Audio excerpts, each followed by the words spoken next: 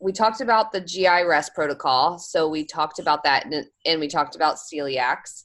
So we talked about like having like a daily 12-hour fast and then sometimes using longer gut rest if you're needing it. And then if there were one thing to pick for beneficial gut health, what is the top choice? That's our last question.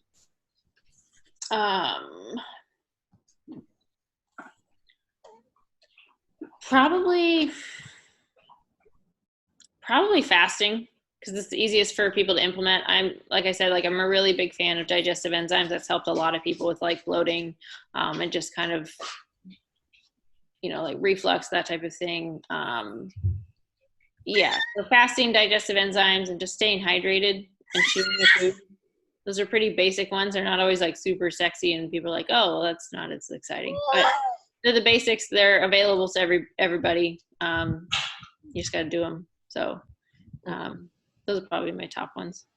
Mm-hmm. I think before we wrap up, because I think we've talked about a ton of good stuff, I just want to kind of circle around to what you just said, which is fasting is a way to repair and potentially give your gut the time it needs to restore itself. Mm-hmm. Fasting is also a very popular weight loss method right now, and those are different.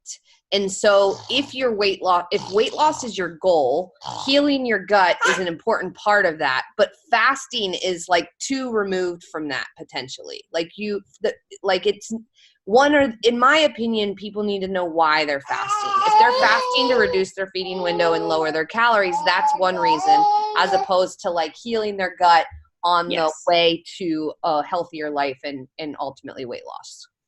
Yeah, absolutely. And I think even if you are trying to do weight loss, shifting the perspective of why you're fasting, because like I think some people think, oh, I have to fast so I don't eat so much.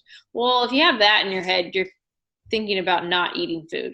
And so that almost automatically kind of makes you hungry, I feel like, because you're, it's coming from a state of like deprivation or mindset of deprivation versus like I'm fasting to heal my gut and feel better type thing. So it can help with both, but yeah, like gut health, it could just be for gut health. And if you are trying to maintain your weight or muscle gain, like you still need to make sure you get the same amount of calories in later in the day. And same thing for fat loss. If you're struggling like with portion control, sometimes fasting can be good because then you can have more filling meals.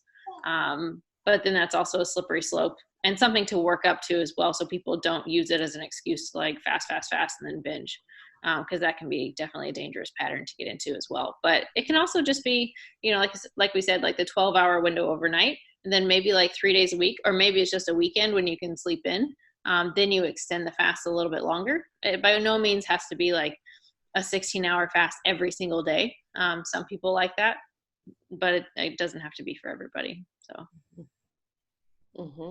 And then, Molly, do you have anything else before you? I think my final question just had to do with the specifics of fast, right? So when you say fast, like a 12-hour fasting window, basically if I stop eating at 7 p.m.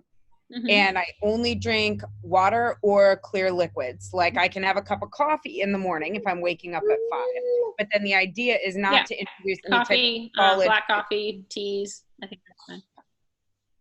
Okay.